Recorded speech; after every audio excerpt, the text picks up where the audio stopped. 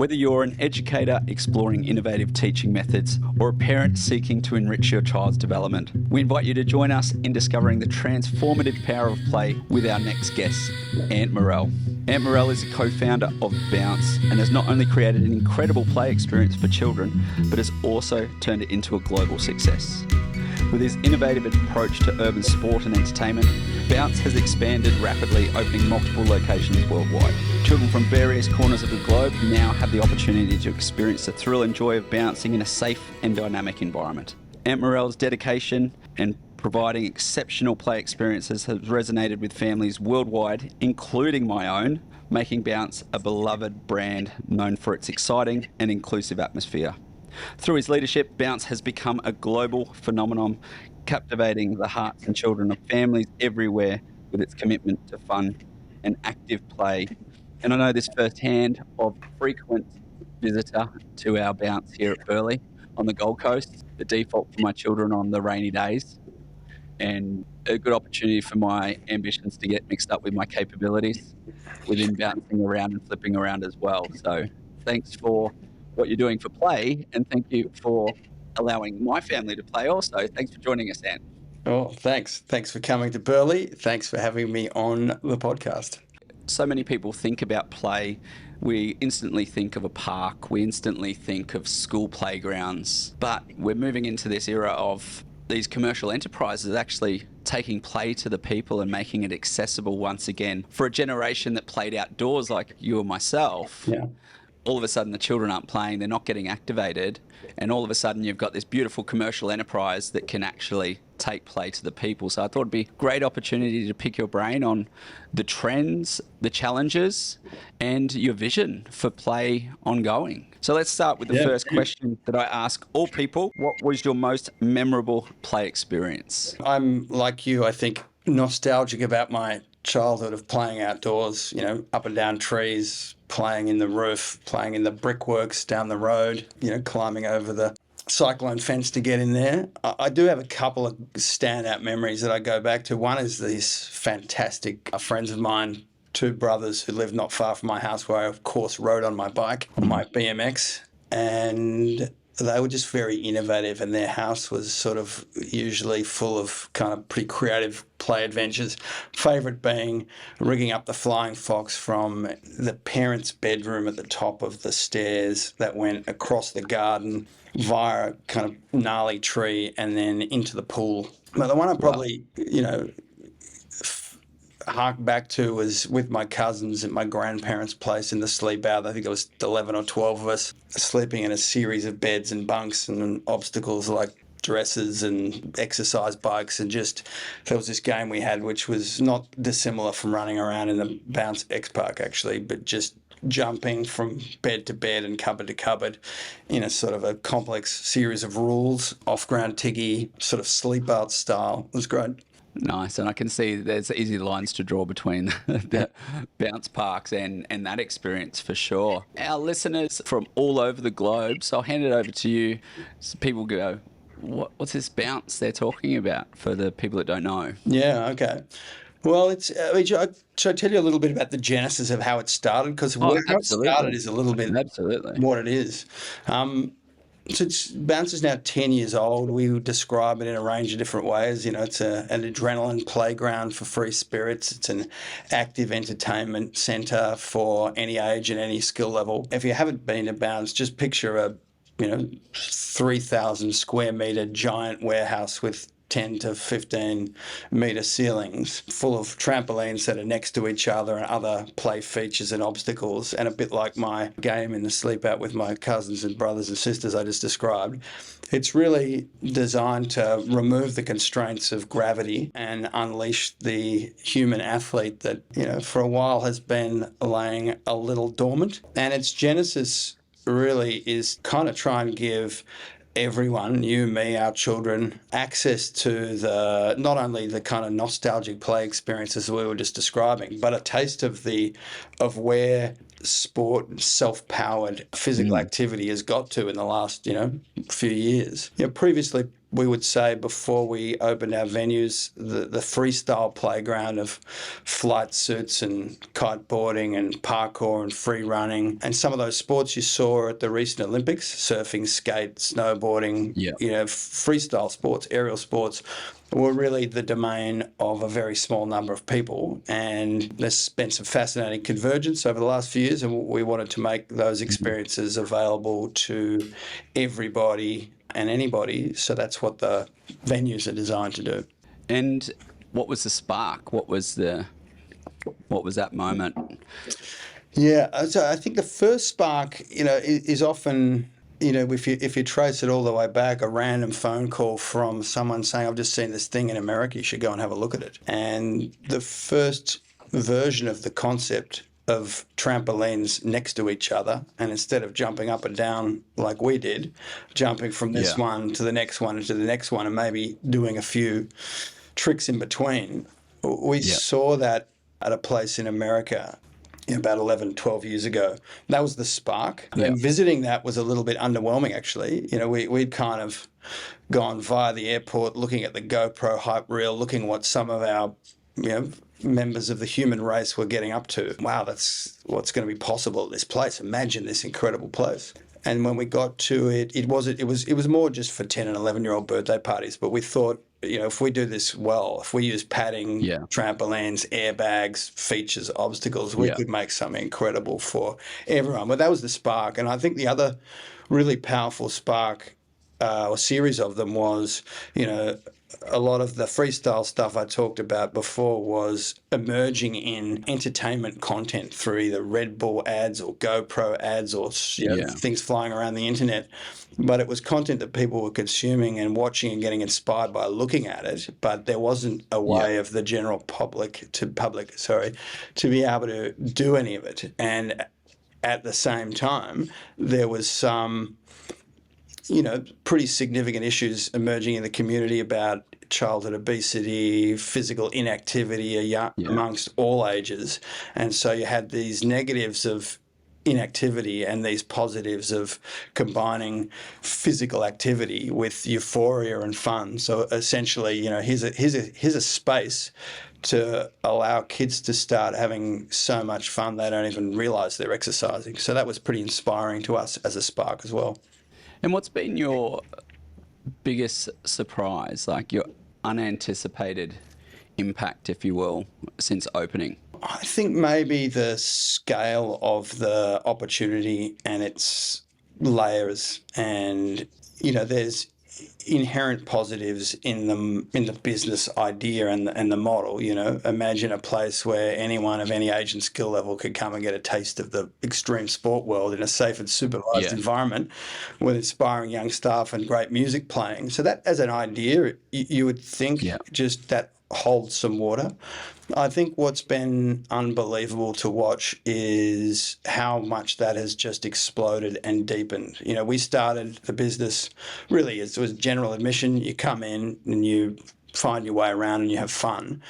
And over the years, it's developed into coaching programs, a really deep and multifaceted kids' parties offer, school programs, corporate programs, and most, maybe not surprising if we thought about it, but we didn't think about it, is that proposition of unleashing the spirit and physical sort of capability of the human body has translated so powerfully from suburban Melbourne to Saudi Arabia to, India, South Africa, Burleigh Heads, Melbourne. Its universal appeal has been pretty surprising. Yeah, and I think the underlying tone there is it comes back to fun.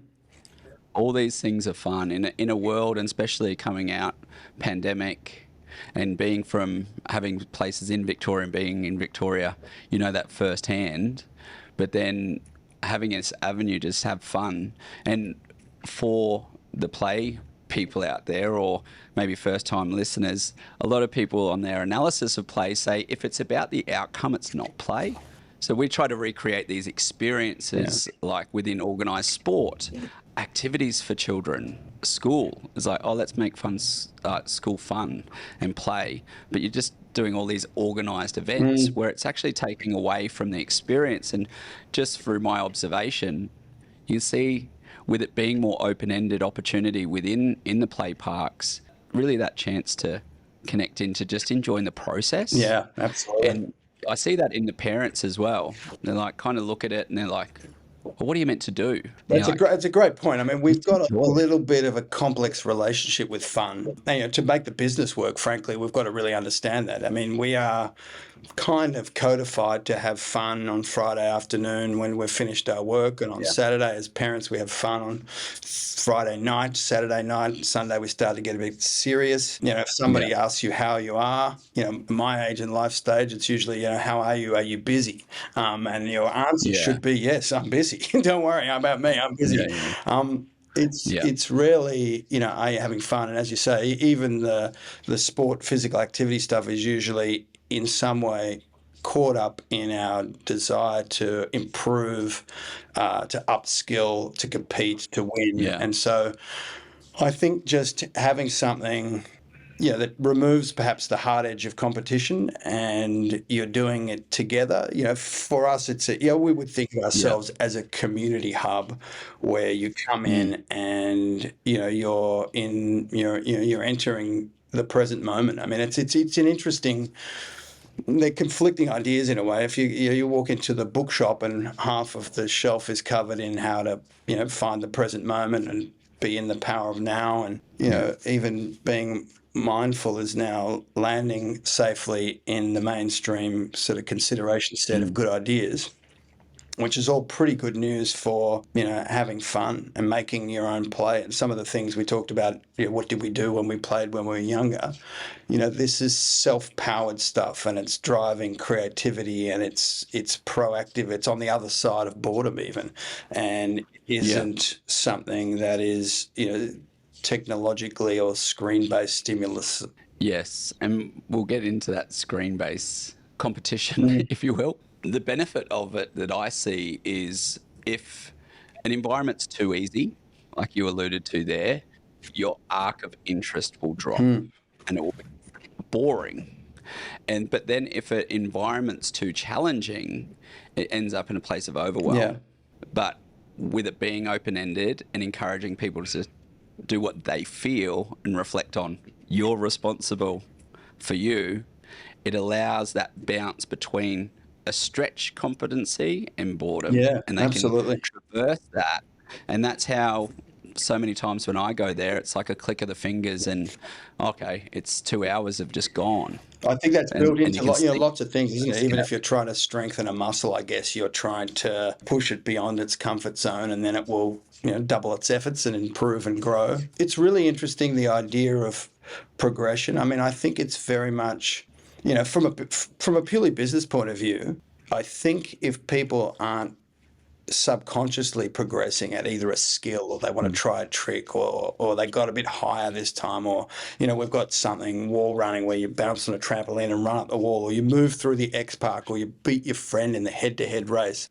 I think if that element of addictive progression wasn't in there, maybe our frequency wouldn't be as consistent as it is. But we certainly, from a business point of view, it wouldn't work for us because of the cost of the venues to be like a bungee jumping experience where I went to bounce, I loved it, 10 out of 10, and now I'm going to go back to cricket or tennis or playing the violin or reading a book. We definitely observe that it has that progression element, but it's sort of subconscious. I think it's through the lens of joy and euphoria and flow state. I'm really interested, obviously, in the flow state, and if you can get kids of any age kind of losing themselves in the moment and finding themselves in the moment, maybe, that's really powerful. Quite set aside from the business side of things. Yeah. And also that's the engaging in an environment that can produce those level of joy and euphoria. A classic quote I love is like, the bigger the feelings, the deeper the learning. Yeah, great. So when you have that, and then also with that fear setting that prompts you, when there is that edge of fear, that world is blocked out and our vision actually tunnels in and we're absorbed in it. So as busy and as loud as an environment can be, when we've set that goal for ourselves, not someone else telling us what to do or play the Yeah. game, it's ultimate reward. The biggest hit of dopamine a child or adult's going to get is when they set that goal for themselves and then achieve Yeah. it. I think that's right. And I don't think And not a lot of that distracted happens from, within the world. um, yeah, not distracted from the worries of tomorrow or the worries of today or how I look or how I'm Yeah. dressed, but that really precious and difficult to arrive in state where, my Mm. mind and my body and my soul are all deployed in just what I'm doing right now. Yeah. And it's a good opportunity to mention, and it's not within the absence of fear, and it's not Yeah. within the absence of challenge that these need to take place. It's because of fear and challenge that prompts the flow, and something that, like, there's a bit of a repercussion here. So this demands my full Yeah. attention. When I give something my full attention, I'm going to get the full reward Yeah. I think that's a really good equally. point. That, And that even, sense of, even if it's a perception of fear that drives focus or exactly gets mm, the heart rate going and you're overcoming something. Yeah, absolutely. 100% critical. yeah, even you just mentioned the wall running. I'm like, oh, Yeah. I've tried it and I'm unco at it. And it's one of those things that's like, next We time. will get one of the great hosts from Burley Heads to get you up to the top of the large wall by the end of this year. Talking about staff and Mm. your hosts and essentially having a playful environment. But we've got to equally acknowledge that you're responsible for a lot of people. There's certain requirements and processes you need to go through to be able to liberate your Yeah. customers, to have fun around safety. How do you support that playful spirit within your Yeah. staff and that playful culture? Because a lot of our listeners come from early childhood centres and they know it's a play-based curriculum. They know they're involved in play, but then they're caught in those Yeah. responsibilities. So Well, what's thanks your for asking advice to that those because I, listeners? I love talking about it. It's probably we're customer centric. We're trying to deliver a certain set of experiences and emotions to our customer, but the business achieves that and is really most significantly focused on the staff side of things. So if you haven't been to Bounce before, the concept is a role model host. Doesn't matter what venue you walk into anywhere in the world, every customer, every visit, every time, you should, in theory, and mostly in practice, I think, be just greeted by an incredible young human being who's typically between 18 and 22. And, we will historically back in the day, maybe less numbers now, but we will speak to 800 people to pick 80 staff. And typically there's that sort of number of young people as Yeah, hosts in the venues and they're predisposed. We're not looking for their CV for whether they've liaised with key stakeholders for the last 5 years and where they see themselves in 10 years. We're yeah, looking for someone who has an incredibly centered sense of confidence that's come from self-esteem rather than an overactive ego, and there's a way of finding that. And then we're looking for a way to unlock and empower that young person to be friendly, encouraging, and inspiring towards a customer of any age and skill level. So they should be able to read body language. They should be able to use eye contact really powerfully. They know how to get down on a level with a young kid. They know how to hashtag intervene, which is a very important strategy if somebody's looking a little bit overzealous and needs to be toned down. But the role of the host is essentially to deliver the sort of experience you're describing, which is to treat every customer visit as here's someone walking into a potentially intimidating environment, and our job through our supervision is to bring a sense of human connection to that person, make them feel comfortable psychologically in the environment, comfortable physically in the environment. We do a whole range of things to make sure it's safe and supervised, but then to unlock whatever play dream that person might have or maybe hasn't even had yet, such that it's a truly magic experience. So a visit to Bounce, you can think of someone as a visitor and they become a customer after that experience with a staff member, and once yeah. they feel, I feel part of this place, I feel I belong here, I want to come back. Yeah, absolutely. Working with educators and the sector always encourage people. the environment gets them in the door, but it's the relationship that gets them Yeah, to stay. absolutely. I totally agree with that. That is exciting, and I can see that firsthand. The interactions with the team has always been fantastic. I've got my son that likes to scale up quite quickly, so it's always a good, and I think the word that sums it up is they always have grace Mm. around that redirection as well, I find. And it's always impressive to see that certainty for such young Yeah. people. For the younger generation, that's like, oh, they're just on screens, da da da da, they don't get bad rap. That's a very big point, by I the think way. I think you're right. yeah, That sort of projection and stereotyping onto that age group, I find can, yeah, if you in an interview process or by default, you almost have to lead with the fact that you don't believe in that myth. Because what we've yeah, found, I mean, we've got thousands of staff now at the school leaver age all around the planet. And, if given the opportunity and the responsibility and the respect to be a role model and to be the face of a brand mm, and to carry forward it faithfully its beliefs and know how to it's one thing to be cool, but it's not cool to be too cool for school. And absolutely. inclusivity is the most magnificent version of that sort of energy. And so, I guess what we're presiding over each hour in each venue is a giant intergenerational party. And, these young people need to be able to make it look safe and okay to get on the dance floor at 11 o'clock in the morning. And so they're going to carry themselves a Yeah, certain way. And I find, and we find, if you trust someone of that age with that responsibility, they take it very seriously and they shine brilliantly. yeah, yeah.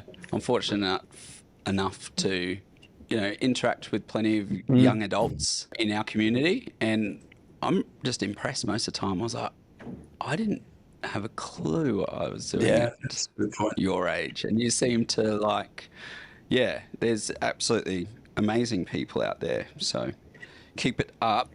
I like what you said, the multi-generational. It's great to see when you go into bounce, like parents having a go, but also being confident to step Yeah. back as well and just let their children go.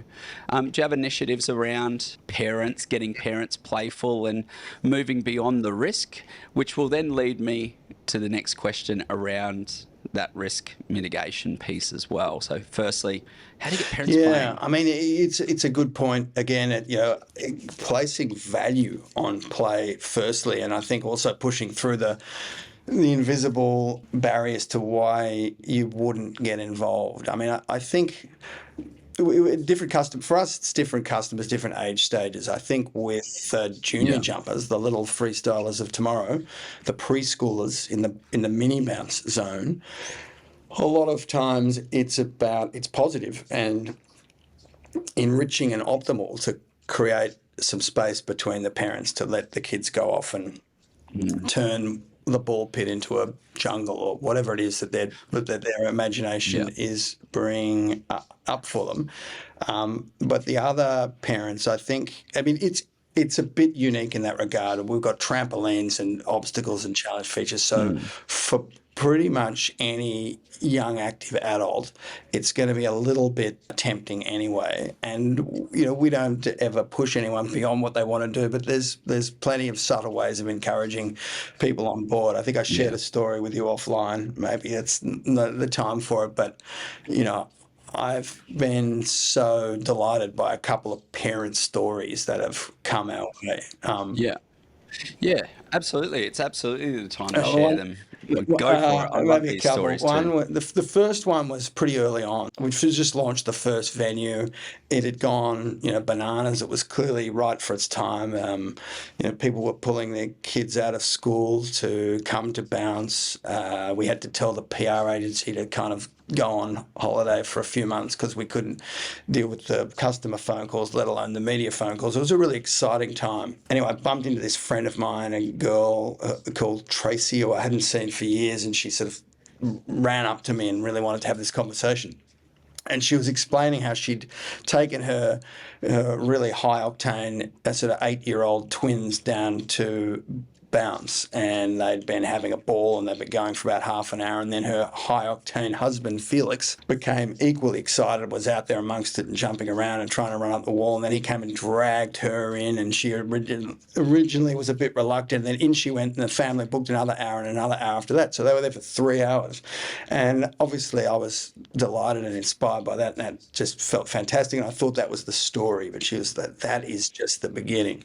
And then last week when I was at school doing the pickup, and I was standing there with the school bags and holding the shopping and waiting for the kids to get off the monkey bars, they were playing chase tag, and I just looked at the monkey bars through an entirely fresh lens, and I hadn't been doing that sort of thing since I was a teenager myself. And off she went, early 40s, through the kids, leapt on the monkey bars and just flowed through and out the other side, and it was a big moment. And so those sort of things are really inspiring. And then I think I told you I met a bunch of mums who had started trapeze classes. They've been doing it for 5 years, and their trapeze class, they'd all got together because they were mums sitting around watching their kids doing the Bounce Freestyle Academy, and they got to talking, and one suggested maybe we do something, and now they've been doing trapeze for 5 years. So it is definitely awakening the urban athlete. Yeah. Oh, and the playfulness. And a conversation I was having with Dr. Peter King from the UK last night was, joy could be described as playfulness dressed up. Brilliant. It's the base of joy, isn't it? And that's what it comes down to. I love it. And joy, things like joy, I mean, if everything we're doing, whether it's what we're working on, why we go to work, what we're nurturing and growing and educating our kids around, if all of it eventually isn't in service of somehow maximizing the moments of joy, of course there's in between joy, there is downtime where we do our big learnings, as you mentioned at the start. But if not joy and play, then what's the objective? And somehow that can get lost. Yeah, absolutely. And I work with my psych quite a bit, and he was like, is this a doing thing or is this a being thing? And when we are playing, it's just prompting us to be. And when we put playfulness and joy, so many of us, as we do that checklist, once I get this week out of the way, and then. And what I hear in those stories is that joy being bumped up the list, because all of a sudden it's not this abstract idea, it's actually a tangible representation of it. And you can go, I can actually see it, feel it, touch it, taste it. So all of a sudden joy is real and not something I have to aspire to. Totally that. It's so nice to see, a lightning bolt of joy through a random experience being the catalyst to create something that reawakens something or starts something. I mean, that idea of, taking my kids off to a skills development coaching class and somehow making a bunch of new friends and becoming a trapeze artist in middle age, that's brilliant. I think, if we talk, deep for a second about the purpose of our business anyway, far beyond just this idea of skill sets and moments of joy and euphoria. I mean, these are now, there's millions of people coming through each of these venues each year. They're big community hubs. They employ a lot of young people. But we've now seen the power of the brand and the venues and the role model hosts to really create a ripple effect into the local community. We say that the purpose is to inspire movement, self-expression, and human connection, and that's sort of unleashing your free spirit physically, emotionally, and spiritually in a way. And that's where it gets really exciting. What's on the other side of mass market play? What does it look like when you're a movement for movement and everybody's running out of the venue smiling and coming home? And it's very powerful. I mean, I don't want to overstate it, obviously, but it is powerful, and it starts with, wow, I'm looking at my children sweating. I haven't seen that for a while. Yeah, absolutely. And you're like, I didn't know they could do that. The amount of times I've heard that is like, oh, I thought he was going to do Mm, this, but look at him, yeah. or look at her, in that same instance. And I just think you just in those values describe what it is to Mm, support a thriving community and create that belonging. I think coming out of COVID and lockdown and people going, oh, what do I actually and the is it a mm, revolution or evolution? Who knows? But the 4 day work week and people wanting that bit more of a balance as well. It yeah, all talks into it. absolutely. It's like people will be exposed to play and joy and movement and being like, oh, hang on, I actually Yeah. like this, and there's more to this linear action of chasing something. Then Yeah, might as no, well it bounce in was. I mean, that obviously, direction. you never want to summarize. I never want to sort of try and summarize that COVID experience because for so many people it was so different and, Oh, for sure. horrible Mm. beyond measure. But for many as well, there was, back to this idea of permission to kind of just question Mm. for a moment. Maybe I should fly the kite this afternoon with the kids. Or maybe I should prioritize Yeah. participating in that fun that I'd almost put in their box. And, Mm. I come along and do that too. And that tiny window where there was permission, I mean, it became a big talking point, and everybody was, if when this is finished, I'm going to make sure I don't lose this habit and that habit. And, a bit of a Yeah, refresh yeah. for a lot of people. And it was for me as well.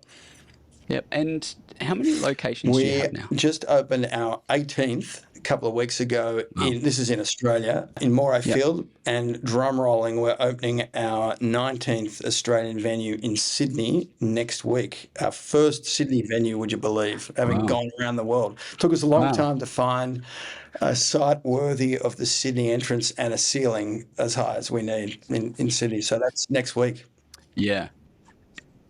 And within proximity to the people without being out That's by right, an yeah. airport or something like that. Well done. Well done. Going back, we mentioned it earlier that risk and risk within play, and there's classic argument that all play includes risk, but I think it's the perception of risk Yeah, that varies. You opening a bounce park, trampolines are classic. Everyone has a flashback of being pinched on yeah, absolutely. on a spring or being bounced off by a sibling and breaking a bone. What hurdles did you have to overcome, or the naysayers around? Oh, well, you can't do that because it's too Absolutely. Well, yeah, risky. it obviously isn't reading a book on the couch, and that is definitely a really important pastime. But our belief, and certainly the belief of those that we sought early on to help us, is exactly as you say, that risk, some risk managed risk, and the perception of Yeah. risk to allow you to go Mm. boldly and courageously and get on the other side of that. So, I mean, in terms of the things we navigated, the typical backyard trampoline things obviously needed to all be neutralised. You can't be seeing a spring, and so everything's built in padding, Yeah. circus grade padding, no exposed springs, lots of pretty standard rules, one person per trampoline, supervision, all that sort of stuff. But Yeah. ultimately, it is active, self-powered, muscle generating, Yeah. adrenaline fueled physical activity. So, I mean, there's the logical things around. We co-created the Australian standard with the relevant authorities, and there's the ATPA, the Australian Trampoline Parks Association. Yeah. All those things you have to do to even sort of Yep. set foot in this sort of space. And you just can't have schools, parents, community groups, kids advocating for a place unless you jump all of those hurdles. So all those things we just had to work Yeah. through, and there's ways of doing that. It's a lot of work, but you get to the other side of it.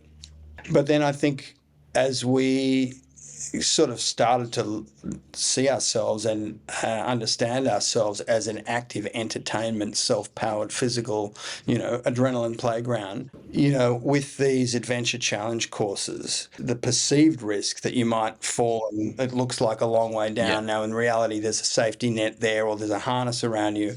But the critical thing is Yeah. is to have the mindset that I need to put my feet in exactly the right spot here, or otherwise there's this consequence. Now, the consequence isn't there, but the Yeah. perception of the consequence is important to Perception. overcome the barrier. On the other side of navigating the fear is the personal growth, which we touched on earlier. 100%. It's that the risk benefit assessment that you're constantly doing. And Alan Sandsetter says, without exposure to risk, children will fail to develop the barometer of what the risk and hazard Absolutely. I mean, if decision you making pull all is. the cactuses out of the kinder, we learn that the cactus is sharp by touching the cactus. Now we're okay, but Yeah. some of these things, Yeah. I think it felt for a period that there was a bit of overcorrecting on managing risk in the community, and Yeah. Yeah, absolutely. We have as you would know, with the Australian standards and things like that, it has progressed and improved. Worthy in our 10th year as well. I was getting asked in the early days, can I put a log in a playground? And yeah, now they're building whole areas out of logs. And even the latest update with the American market is within their standards, they're saying it needs to be a risk benefit assessment, just not risk yeah, okay, mitigation. yeah. So quite exciting, Yeah, well, exciting we need to times, be, I feel. as people, we need to come out the end of these various experiences and be able to navigate the risks that are going to present themselves in the traffic and in the city and in the forest and anywhere else we may go Yeah. where it hasn't had the railing or the padding put around it yet. So we need to be able to pilot ourselves safely in the wide world. Yeah. And as a playground designer, and consultant, I'm constantly considering, okay, how is this learning represented in the physical? Because it's all good to tell a child to be careful, and we hear it all the time, but the child's like, what of what? What are you talking about? And if we see them as capable and competent, they can make those informed decisions themselves. And you see it at Bounce all the time. It's this scalable level of what you called, I think, the self-generated Yeah, movement. self-powered, yeah. And it's scalable Yeah. and that self-powered, which I is mean, it's almost absolutely invisible. phenomenal. It's probably, I mean, what are people doing at Bounce? It's really balance, coordination, and agility, but through the lens of fun. So I'm having a really fun time. I'm 8, I'm 9, I'm 10, I'm 14, or whatever I'm Yeah, doing. But the balance, coordination, and agility movements going to be transferable into almost any form of coordination. I think the other really critical thing is, particularly with the mini bounces, these little junior jumpers, is it's setting up a positive relationship with physical activity for life really early. If I move my body in this way and I do yeah, this and I get from here to there, it's really fun.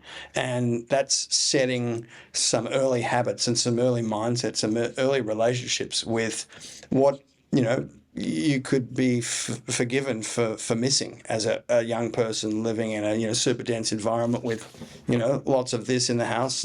yeah, yep. And that's what I feel at the heart of Bounce is that inclusive spirit for, yes, the physical competence as well as the sensory awareness and, creating from the junior jumpers experience all the way through. And I know it's something that you value a lot. And there's a fantastic video about inclusion on the website. I'll put a link to it. I think it's so positive. Can you talk a bit about those steps towards inclusion for Bounce? And we spoke about offline, you really putting your flag in the ground, so to speak, around opening a Bounce in Yeah, Saudi and absolutely. I inclusion mean, and I how you guess it feel. comes from a belief. It's not something we're trying to maneuver because we think it's somehow benefit for, any other reason than it's actually inherently a better experience. I personally believe the best party is the one that has the grandchildren and the grandparents and everybody in between and some dogs running around. And the diversity is rich and enriching, and that goes for inside these venues. There's a couple of hundred people at any given time inside, and it's just frankly more enjoyable. The atmosphere is richer when you've got all skill levels, all ages, different people for different areas. That includes whether it's the special needs group arriving with a bunch of carers, whether it's high Yeah, sensory need kids, whether it's babies. If you can walk, you can bounce. I mean, you've got to be a little bit beyond the dummy, but that's the boundary really. And I think the point you're talking about with the Saudi example was fascinating for us because we're pretty excited to be opening a venue in that part of the world. When we were first taking bounce internationally, it was all under the banner of the free jumping revolution. The bounce free jumping revolution is coming. Join the revolution. Are you part of the revolution? Be a free jumping revolutionary, etc., etc. So we'd seen the power of the experience to drive positive outcomes into the community. I'm pretty excited to take it to the Middle East and in particular Saudi. But without overstating what you can achieve, we were told pretty quickly that it would be a male-only venue, and that's what the mall wanted, and that's what was going to happen. And so, we said we weren't interested in that, so we wouldn't do it, but we could maybe do it if we built a female venue of the same size scale next to it, and that's what we ended up doing. And just the fact that we did that created so much positive energy around others who were advocating for similar sorts of things to, step in behind that and see that as a bit of a beacon. And it was really inspiring to be a part of. Well, congrats on that milestone and impact as well. It all adds up. And as I say to so many, well, anyone that will listen, to be fair, that, if we've impacted one child, we've done a good job. I think there's this that understanding for those junior leaders about understanding that play cues, returns, and that physiology. It doesn't discriminate. It's all children. And lastly, before we wrap up today, what's your favourite part of being that co-leader at Bounce? How do you stay playful? And I'd love to understand the vision for Bounce moving forward as well. I'll jump around on that one if you don't mind. I mean, I love running the wall. You said it right at the start. Absolutely.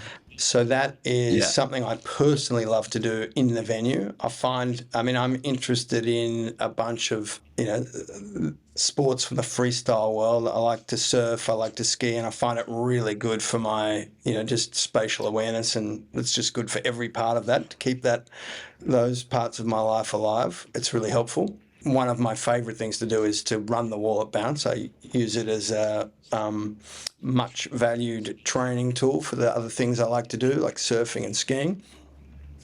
I think the thing that it probably feels best about being involved is walking into the venue and just, you can close your eyes and feel the atmosphere. You can feel the joy, you can feel inclusion, you can feel all the things that we've talked about. And that's almost any venue anywhere in the world. And obviously you've got quiet days, but if you go into a venue on the weekend or you go into a venue on school holidays, it is humming with positivity, inherent positivity. And the other thing is I think we're really lucky in a way that what we're doing is really positive. It's not, we don't have to kind of fudge it and try and shoehorn a purpose into somewhere to feel good about something we're doing. It is inherently positive and it has, significant impact. And that comes through in the love letters we receive through all of the customer experience kind of systems and all that sort of stuff. But so the positive impact, not only for the customers, but for the staff. And, it's a humming factory of positivity. And it just feels amazing that in your one and only life, as your experiences as well, the thing you're working away at is doing something that is inherently positive at a time where, it's a tricky time to be a human being. Yeah, absolutely. What's your dreams for Bounce? Well, our stated vision and objective at the moment is to double the size of the venue. So we're a year into that at the moment. So in about 18 months, 24 months, we'll have doubled the size to 30 venues. And what we say as part of that is to be the most loved and dominant brand in our category in Australia.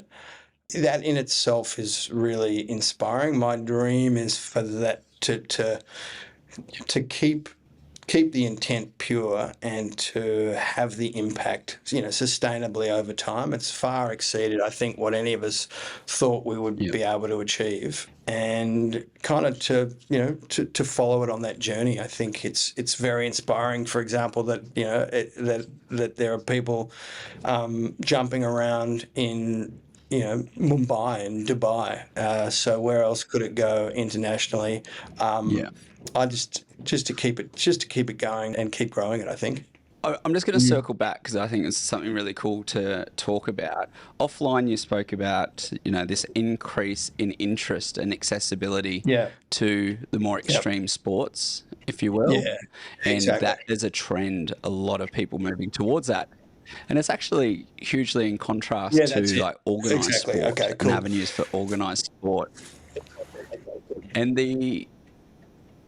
what popped up in a personal conversation with some friends last night was how more children are interested in becoming influencers interesting. than Well, they are maybe they sports could be stars influential sports stars. I now. mean, Yeah, it's a bit to do with that convergence thing I exactly. talked about as the catalyst for the business. But one of the fascinating inputs to our strategy and our growth story is this 30-year CSIRO. What are the top six, I think it's six, mega trends in sport for the next 30 years.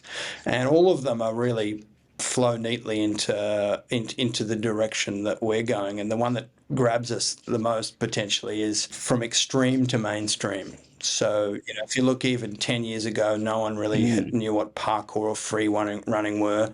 It looks like those sports will now be in the next Olympics. We talked already about what was in the previous Olympics, these aerial sports, individual sports, self-expression sports. It's really self-expression, and the convergence between music, fashion, sport, and lifestyle kind of converging, and it's cool, and it's sort of it's maybe got some things that are more accessible than the team sports or the highly competitive sports. It's not so much about winning and losing, it's about self-expression, and it just seems that that's quite current. And I guess for us, it's been we've been a test case for it. What would it look like if you made these sort of experiences available to everyone pretty much on the planet? Would they come, and would they keep coming back? And so that idea of extreme to mainstream, I think we're the proof of that. That it was, if I think the example we gave was, if you said the council are putting in a skate park, 15 years ago, the residents would be up in arms and placarding, and now the school bus are coming along to get skate lessons and things like that. It's all becoming more accessible and more popular. Yeah. And Australia specifically have the biggest ratio of skate parks Isn't that amazing? per I capita did in the not world. know that. I was at the International Player Association and talking to some designers that work for those big companies, and they're like, "You guys in skate I had parks?" no And I was idea. like, "What are you talking about?" And they Yeah, shared now that that I stat. think about it, there's It's one pretty down the road, interesting. and there's one down the road from my old house. Yeah. Yeah. It's a default. That's really exciting, and that gives me so much more to think about.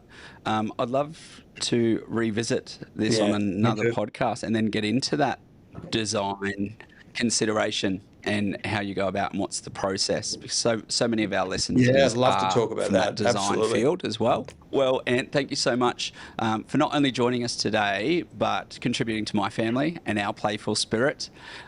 Give us an option on those rainy days specifically. They're really, really good. And, the birthday parties, the playful spirit, and just sharing your wisdom and passion with Likewise, I our really enjoyed listeners it. Thank today. you. So thanks so much.